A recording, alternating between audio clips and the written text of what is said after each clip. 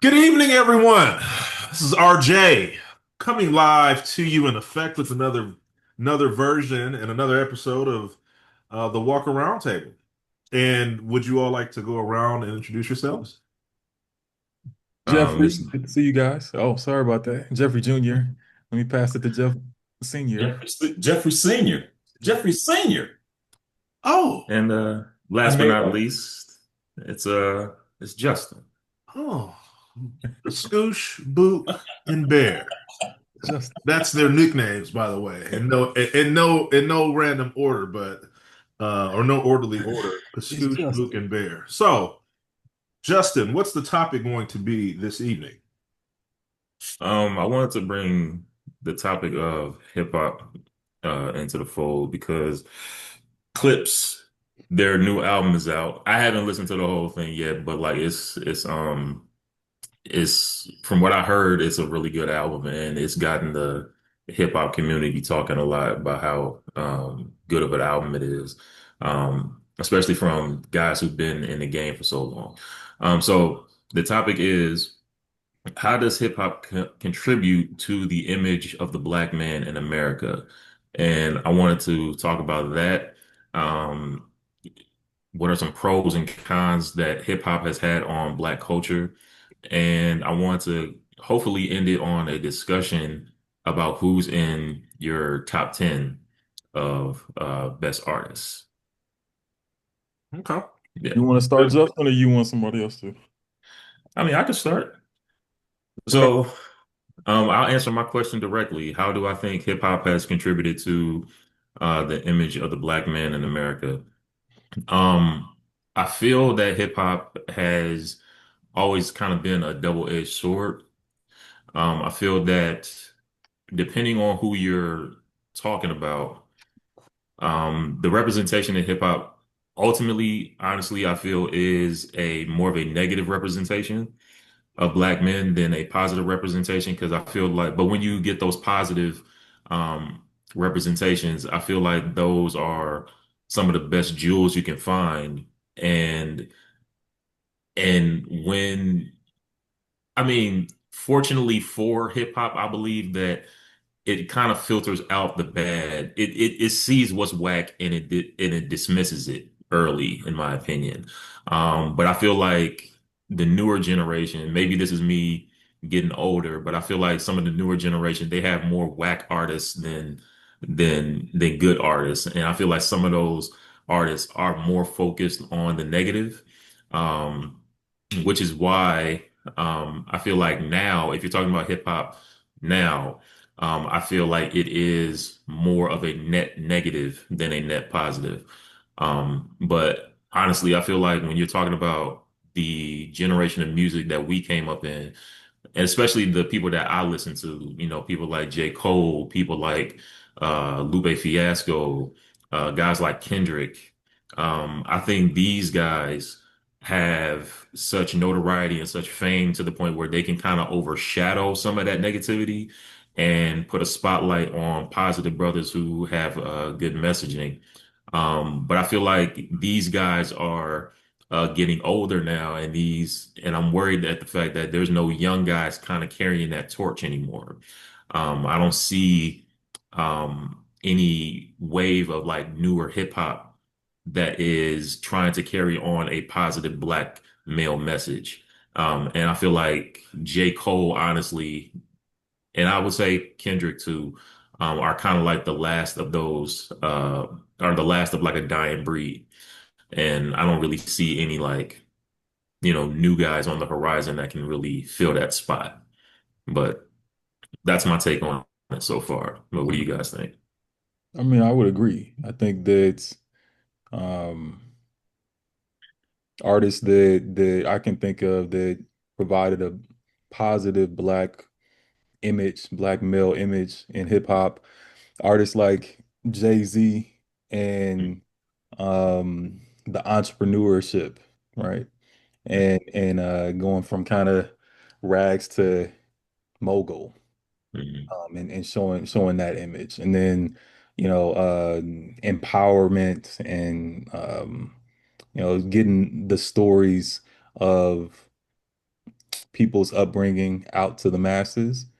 I think that that was something that was important to kind of uplift us and uplift the stories that we have. I can think of all of the cultural influences that hip hop has had in fashion and things like that.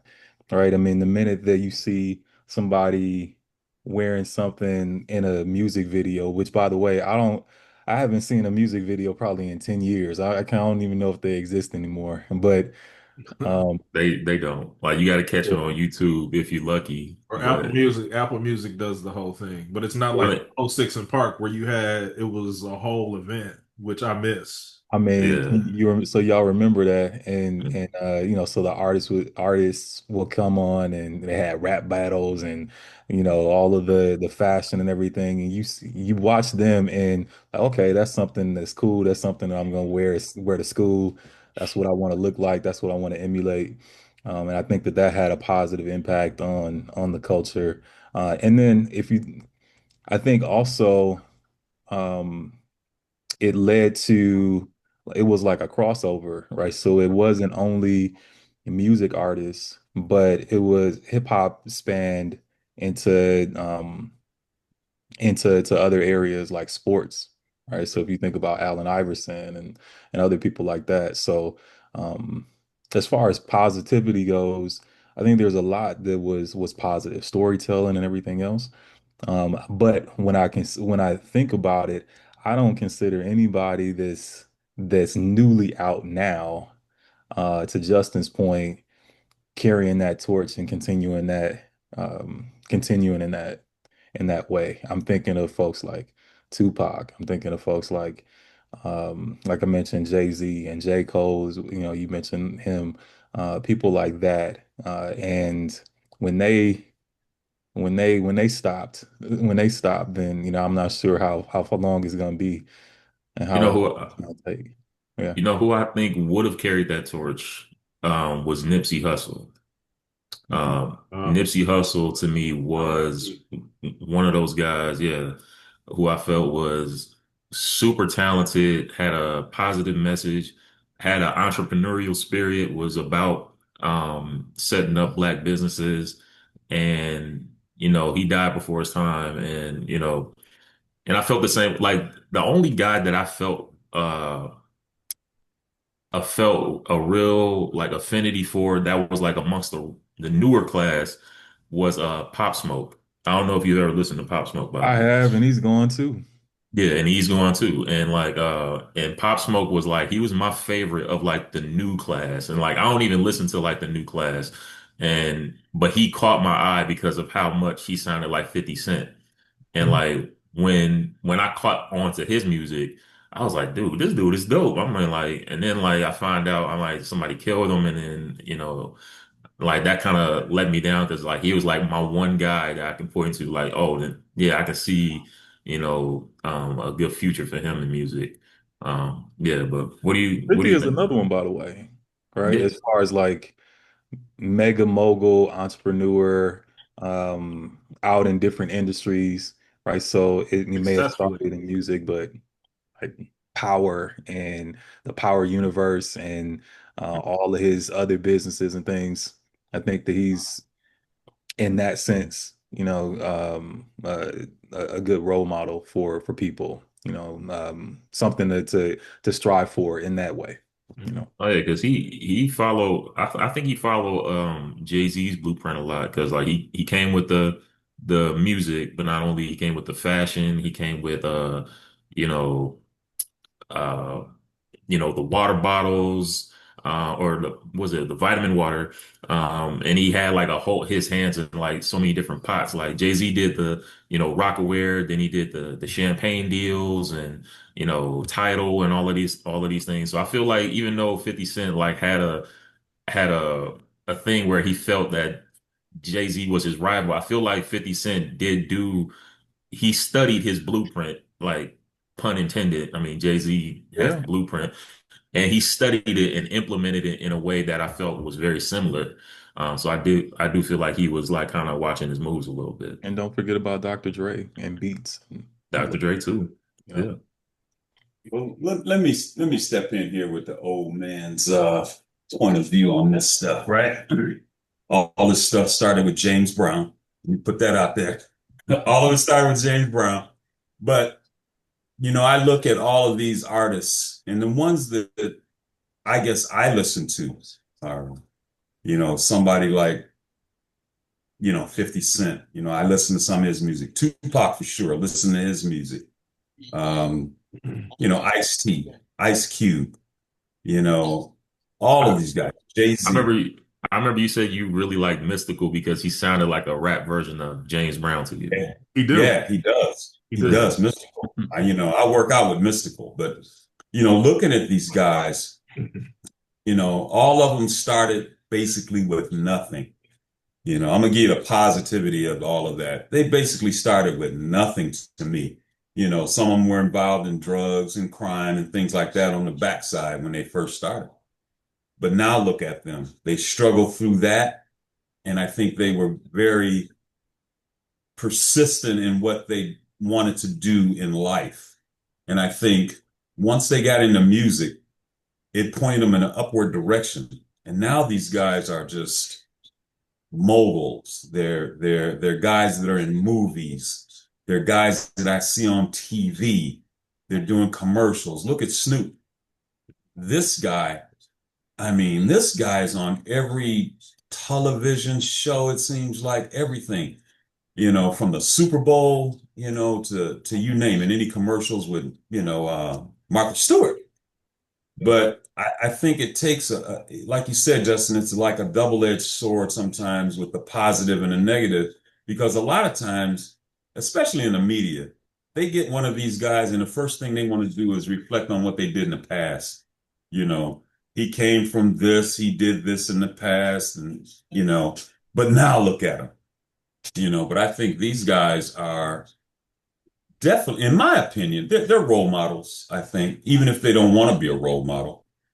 People, young guys, young women, they look at these guys and they want to strive to be just like them, just like them.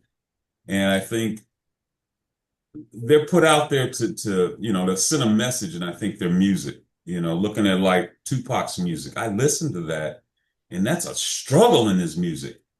Struggle with his mother in his music, struggle in life with his music, being in jail with his music.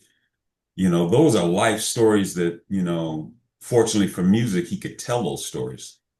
But, like you said, it's a double-edged sword. And I see more, I guess the guys that I listen to and the guys that I see more of a positive image than a negative image. But I know if we dig a little bit deeper, a lot of the folks that see these guys and not understand them, they always see the negative image, where they're coming from, the violence. I used to hear this all. It's the violence in the music. A lot of the ratings on the CDs that they used to sell, they never were rated. I could go get a CD, back in the day, Richard Pryor put out an album, and that album was probably rated a high R.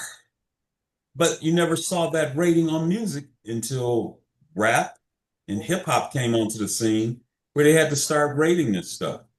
So I think, you'll see a lot of the media, kind of cast that negative image on them because, oh, it's the violence in the music type of thing. I don't see it that way as a story that they're telling. Probably from where they came from, probably the experience they had being dragged out of a car by a cop or something like that. Something triggered them to write those lyrics. So that's my take on it. But it all started with James Brown. Yeah, but like, I feel like, the newer wave of hip hop artists don't have that certain quality of music anymore. Because my students always try to get me, or one of my students, Sean, he always tried to get me to listen to his type of music that he likes to listen to, right? Because Sean always he felt a connection with me where he would just share things about his life and things he's doing, and he would tell me the type of music that he likes and these newer hip hop artists, and And I'm like, yo, like, do these artists even rap lyrically anymore? And it's like these, and he says it's not about lyrics anymore. It's not about the quality of lyrics. He said to him, it's about the energy, I guess, or the vibe that these guys are making with like harmonies. And it's like when you listen to newer age music, newer age hip hop, it has nothing to do with skill. It has nothing to do with lyrical ability or their ability to put out a clear and cohesive message.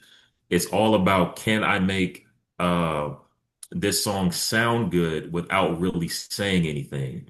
And that's my problem with hip hop now, is that when you are looking for quality music, you are stuck in a demographic of guys that are aging, almost aging out the game. I mean, like Clips dropped the album and it felt like one of the biggest things in hip hop, one of the highest quality albums, because these new guys just aren't producing that quality like that.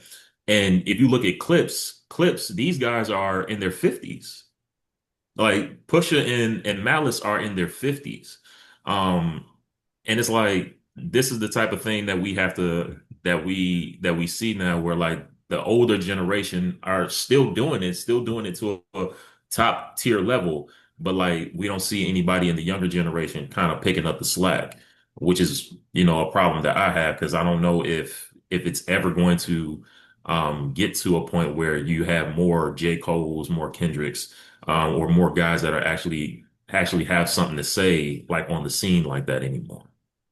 Well, let me give my take. So I agree. I do think it's a double-edged sword. I think like I look at it from like a deep cultural standpoint, right? I think it's a reason why um just whether it's rhythm and blues is like like every genre of music is a derivative of rhythm and blues, but that goes to the history of Africans, right? Dancing and on the motherland beating, and the fact that in our DNA we all have rhythm, right? Bobby is very musically inclined, and I call him Beethoven.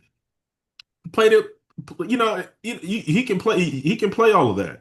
Me, you know, I can sing, I can dance. I've always been able to do that. Justin can sing, and look like he can play the drums too, but um but I mean, like our history, right? I mean, our history, and I know Daddy know how to do the electric slide real well. Our history is one that has rhythm, right? It's a rhythm. It's a rhythm. And the fact that our culture just births these things, and we have so many creatives, and it's not hard. It's a talent and a blessing that I feel like God has given us, and we're able to provide such a culture that births these things. I think the fact that people mimic it, it's they mimic it, and when these other cultures get involved in hip hop, it's considered cool, right? But I think the sad part about it is that even though we got the memo on cool, in a lot of ways we haven't gotten the memo on business. That's why people like Jay-Z stands out. People like 50 Cent stand out. Kendrick, folks that are not only, or Beyonce, not only are making the great music, but able to capitalize on a monetary benefit from it. All too often you see these great groups or these great rappers or great singers not benefit from it monetarily and not understand the business side, not able to navigate, the work put in with the ownership and the publishing that goes for it. I mean, just how it translates from a business standpoint. You see people from other cultures that come in and culture vulture our music, our talent, and they literally use us to make billions of dollars. And then in the media, they demonize the music, but the people that are demonizing the music are the same ones that are listening to the music. My favorite rapper of all time is Tupac Shakur. Notorious B.I.G. Biggie is right behind him. In the modern era is Jay-Z, right? Kendrick Lamar. I love Clips, Pusha T, Malice. I love those guys. And I love how they express words. I mean, the rhythm to the beat, it sounds, what whether it's an up tempo, mid tempo, down tempo, and the way that they can bend the words, the diction, the language, the quartets, the poetry, the eloquence and elegance in the words and verbs and grammar and punctuation, right? Just how they pronunciate the diction is just so good. And I think that, when you think about that and the talent level that goes into that, right? All of these guys, I mean, I think I specifically, shout out Malice, who's one of my favorites, Pusha.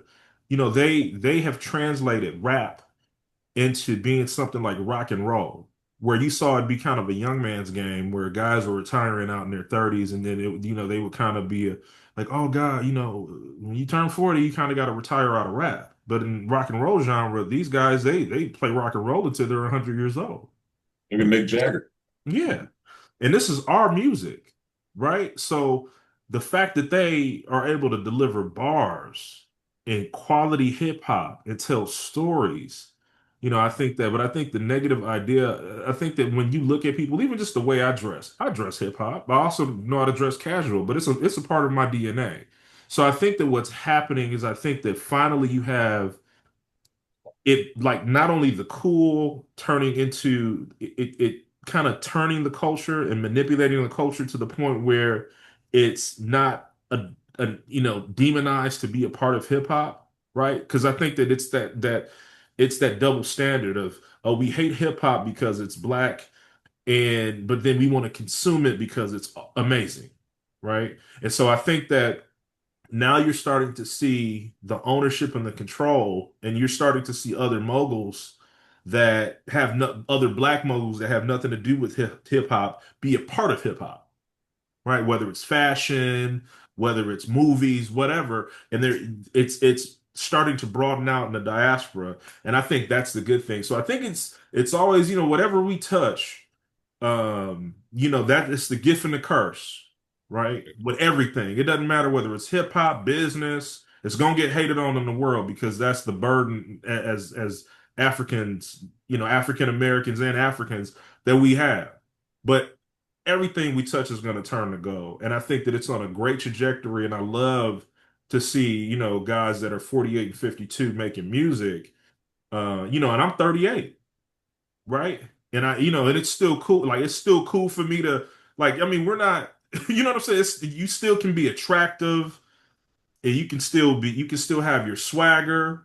You can still do all of those same things. And you don't necessarily have to look at age as a crippling effect, whether it's in the culture or whether it's in music. So I think that we're at a really pivotal time, especially just the way the country is made up. I feel like it's real dynamic. So, Ryan, you remember that concert that we went to in Milwaukee at Summerfest years ago? and Ja Rule, Ja Alicia Rule was Keys. the headliner. Yeah, Alicia Keys opened up for him. I remember that. She pointed at him.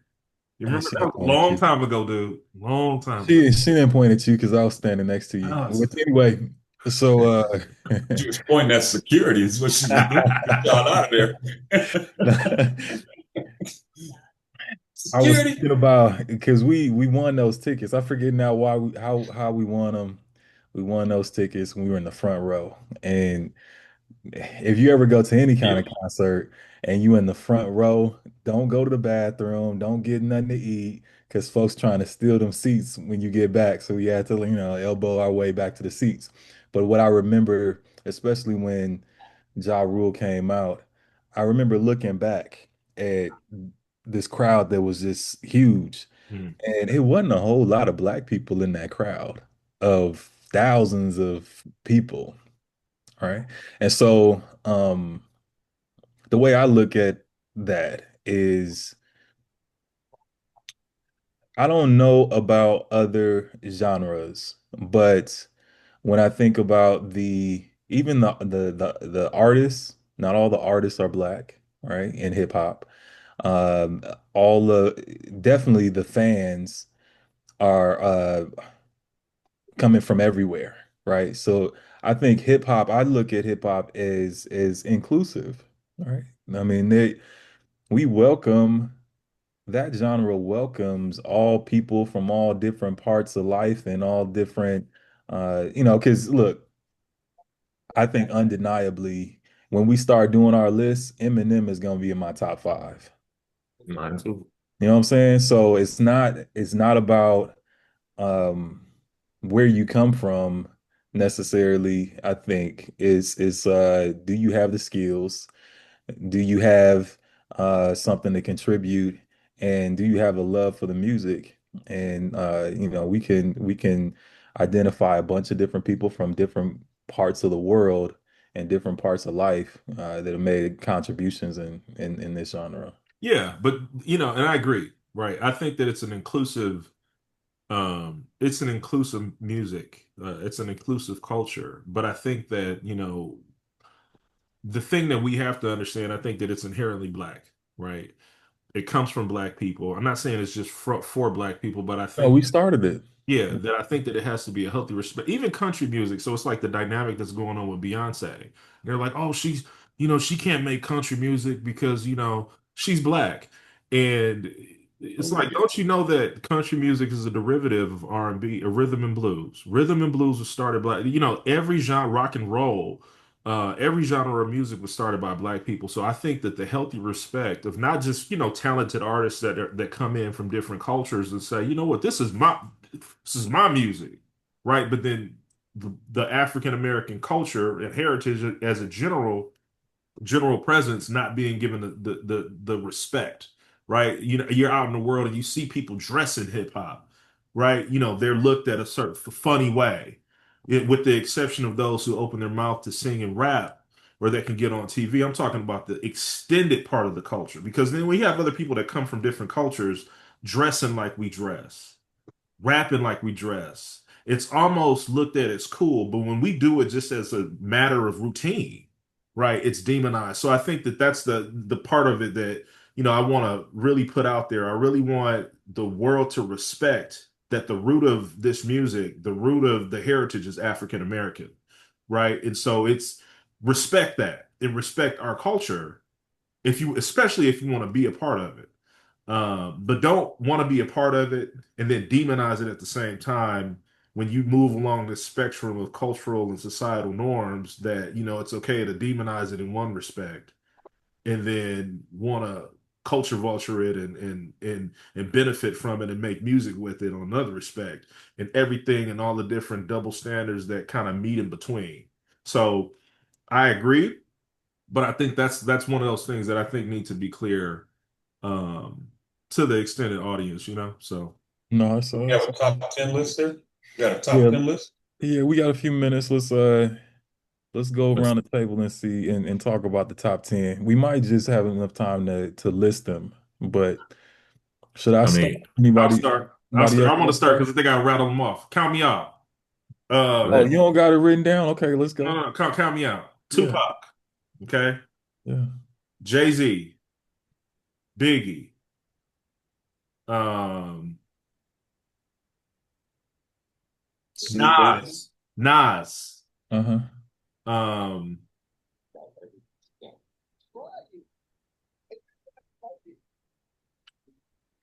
Kendrick, J. Cole, Eminem, Clips, um, that's eight. It's not easy to come off the top of the head with that. Yeah, But okay, you got top eight. yeah. So that's Okay. that's all I can come up with All off. right, that's not bad. That's not bad. I mean, you want to go next, Justin, or should I go next? So, Daddy, you got a top 5 or 10? You'll see a Diddy. Oh no. Okay. My genre leads to a whole different realm. Who you got? Okay. Just All jump, right. You jump know in. what? Just jump in. Who you got? I who want you to you make one quick point. One quick Yeah. point. Crossover genres. Jimi Hendrix crossed over to everybody. Eric Gales. Get a chance to listen to this guy named Eric Gales. Guitar player, sounds just like Hendrix, just like Cole. Crosses over to everybody. Go ahead, Justin. oh, okay. My list, Jay-Z, Eminem, Kanye West, T.I., Oh yeah, T.I.'s. J. Cole, Good ones. Lupe Fiasco, Mm-hmm. Lil Wayne, Young Jeezy, Nas, and my last one is Fabulous because Yeah, I feel like he's the most consistent rapper of all time. T.I. and Wayne are gonna be in my last two. Just I'm gonna throw round mine out. Yeah, that's my top 10. Good. That's a good. That's a good But one. Biggie and Pac, they're in the rafters. Their jerseys are retired, but Yeah, I you didn't say acknowledge them. them. I Yeah, yeah. acknowledge them, They the but goats, man. The yeah, goats. but they're not They in not in his my top top 10. 10. But they are the goats, but they're not Oh, in my top 10. I can't see how you can't have Pac in everybody top 10. But that's hey, I mean, I acknowledge them. They're like the Wilt Chamberlain and those guys. I acknowledge them, but what's they're not up. in my top 10. So That's- Huh. You got time for Bobby? Yeah. And so okay, I got Tupac, Biggie, Eminem, Jay-Z, Andre 3000. oh, good one. Yes, Oh, we got him. yes. I forgot about him. Hmm. He's Uh, in my Yes, top 10. I yes. don't know. He's just 1A or 3A or something. I Yeah, got he probably taking Jeezy off of this. Yeah, maybe. yeah, he kicking somebody off of both of y'all lists. Yeah. J. Cole, Lil Wayne, Drake. I'm putting Kanye on the list, and I got Nas. You got And my like number honorable mention is Lupe Fiasco. he's also But I'm trying to get him in the top 10. I mean, he could. Lyrical I know y'all machine. said Drake ain't supposed to be on there. he should Yeah, have stayed. But he went to MIT and became a professor. Like he retired and he teaches Yeah. hip hop Lupe. now. Like Yeah, he's a professor and he's he been was. To I didn't me, he's like up there, like with his lyrical ability, like he's like an Eminem intelligence when it comes to putting lyrics together, in my opinion. he's amazing, dude. He's amazing. Yeah. I wanted him to put out more music, you know? It's like He was it's like when Malice retired for 15 years. I was sad about that. And then he came back and he dropped. Oh, it's just like Lupe got a couple of bars. well, they're not like new, but like he had a couple of new songs that were like recent. But yeah, like Well, he's song of the year. Let's do that. Song of the year, right? Song of the year is "So Be It" by Clips and Matt. I mean, Pusha, Alley Oop, Malice, The Jam. Favorite song of all time. My favorite hip hop song of all time, hands down, is "So Many Tears" by Tupac. Just the way that song come in, boom, boom, boom. let's do favorite songs. My favorite song That's just is that's it. Public Service Announcement, Jay-Z.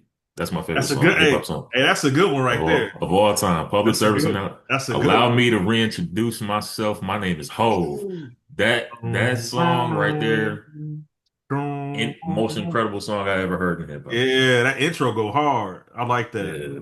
What about you, Bobby? I see Bobby thinking. Percolate. Yeah, I'm thinking. I don't know if I got a favorite one. I Bobby. mean, Your favorite go-to song? yeah. Daddy, what's your favorite hip hop song of all time?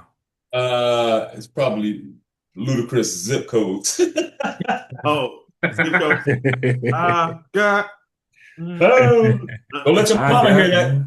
in different area area area. codes. Bill Johnson be singing that, coming up the stairs. I was jamming that the other day. Uh, I swear I was. I sent that to your Uncle Cleo one morning. He called me like it's 7:30. Man, what is this? Because he's off the chain. So You got less than a minute, Bobby. Oh, well, I'm gonna have to save that one for next time. I can't even think of one right now. Y'all stumped me. All right, it all starts with James Brown. well, Yeah. well, thanks everybody. Click, subscribe, share. We appreciate y'all taking time out tonight at the Walker Roundtable. And y'all have a blessed night. Thanks. All right.